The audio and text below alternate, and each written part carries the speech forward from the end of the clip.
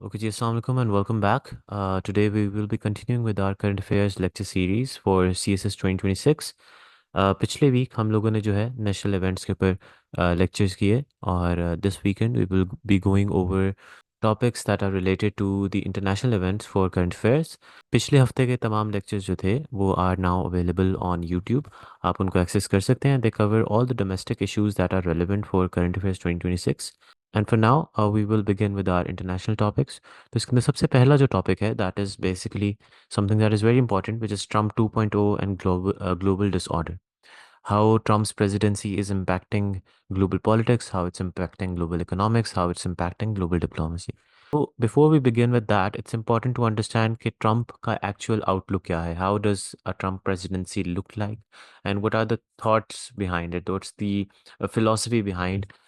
तो सबसे पहले तो ट्रम्प का आउटलुक है that is transactional foreign policy, जिसके अंदर यू सी कि ट्रम्प का अमेरिका फर्स्ट अप्रोच आपको नज़र आता है which emphasises deals over alliances.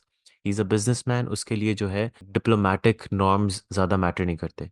For him what matters is कि वो किस तरह से जो डीलिंग्स हैं विद अदर नेशंस उनसे फ़ायदा निकाल सकते हैं। तो that is what America's transactional foreign policy looks like. उसके बाद दूसरा मेजर उनका जो फोकस है that is containment of China, जिसकी वजह से साउथ एशिया जो है that remains central to Washington's Indo Pacific policy, where India is positioned as the main counterweight to China, which sort of complicates things for Pakistan as well. And then there's the third thing which is reduced multilateralism, जिसके अंदर Trump का ये philosophy है कि ही prefers dealing with states one on one instead के वो multilateral institutions के through उनके साथ डील करें। That is why you see के जो यूएस नेटो अलायंस है वो भी इन डिक्लाइन है। ट्रम्प ने एक क्लाइमेट अकॉर्ड से पुल बैक कर लिया because of this philosophy as well, because he does not believe in multilateralism. और उसको होता है कि मैं डायरेक्टली डीलिंग करूं विद कंट्रीज इंस्टेड के मैं फॉरम्स के थ्रू कलेक्टिव डीलिंग करूं। तो these are the three philosophies behind Trump 2.0। एक तो ट्रांजैक्शनल फॉरेन पॉलिसी है, दूसरा there is China's containment, and then the third one is reduce multilateralism. अब मैंने आपसे ज़िक्र किया है कि ट्रम्प की जो 2.0 है उसकी dynamics are, its impacts are on global politics, its impacts are on global economy, its impacts are on global diplomacy। और इन तीन आउटलुक से वो सब चीज़ें निकलती हैं। But for this particular lecture because हम लोग सब चीज़ों को डिस्कस नहीं कर सकते, हमारा फोकस ग्लोबल इकोनॉमिक्स के ऊपर होगा। और उसका सबसे बड़ा जो इम्पैक्ट है that is on the new trade wars that have been set into place by mister Trump, जिसके अंदर you do see a return of tariffs, universal 10% tariffs on all imports, or tariffs go up to 60% on some Chinese goods. Then there's also the technology and security link, जहाँ पे disputes are no longer just about tariffs, बल्कि there are restrictions on certain products like semiconductors, 5G tech, AI exports, through which US is trying to choke China's rise in advanced industries. And so with all of this, you do see a weaponization of trade, जहाँ पे trade tools are being used as geopolitical weapons.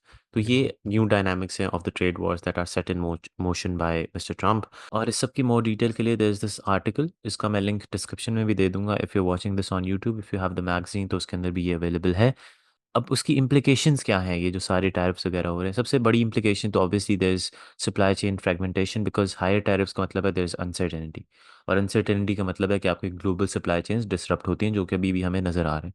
Then there is this idea of slower global growth. 2018-19 के अंदर जब US China war हुआ था तो उसकी वजह से almost 0.8% of global GDP impact हुआ था, which is a huge figure.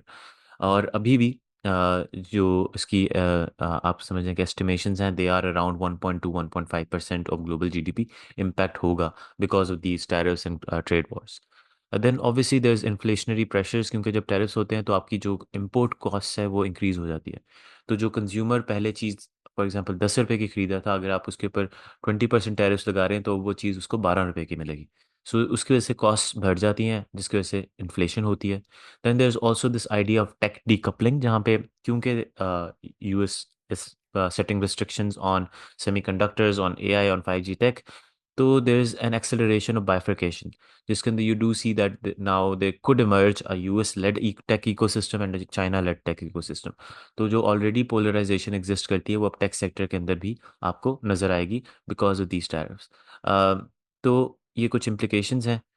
अब इस सब में ऑब्वियसली पाकिस्तान, हमें पाकिस्तान का पर्सपेक्टिव भी देखना होगा कि पाकिस्तान के पास क्या ऑप्शंस हैं। तो सबसे पहले तो there is a need to question our vulnerabilities, जहाँ पे हम लोगों को अपना यूएस और ईयू से आगे सोच कर अपनी ट्रेड करनी है, क्योंकि हमारी मेजर अभी तक ट्रेड यूएस और ईयू कंट्रीज़ के साथ ही होती है।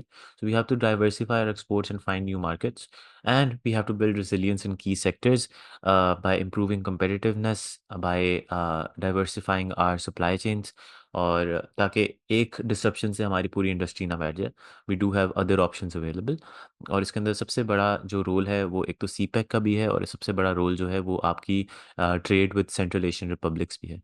तो वो सब चीज़ों की ज़रूरत है। Then there is need for regional integration. ज़ाहिर है आपका एशियन ट्रेड फ्रेमवर्क जिसके अंदर आप चाइना के साथ अपनी ट्रेड बढ़ाएं, सेंट्रल एशियन रिपब्लिक्स के साथ ट्रेड बढ़ाएं, then you look for South East Asian countries. You need to engage the US bilaterally on niche trade deals, जहाँ पे आपको प्रेफरेंशियल एक्सेस मिल सके कुछ चीज़ों के ऊपर, जैसे टेक्सटाइल या आईटी सर्विसेज। आप अपने ह्यूमन रिसोर्स की एक्सपोर्ट करें।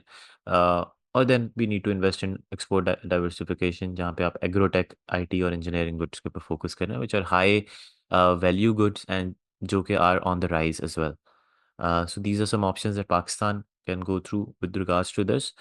But then again, I told you कि इसके अंदर ट्रम्प 2.0 के अंदर there's the economics dynamic, there's the security dynamic, there's the political dynamic, there's the diplomatic dynamic।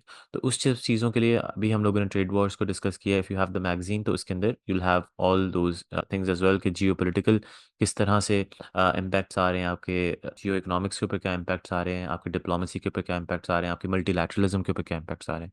So all of those are available in the magazine. But for now economics I thought कि सबसे important है, तो उसके ऊपर मैं एक lecture करना चाहता था।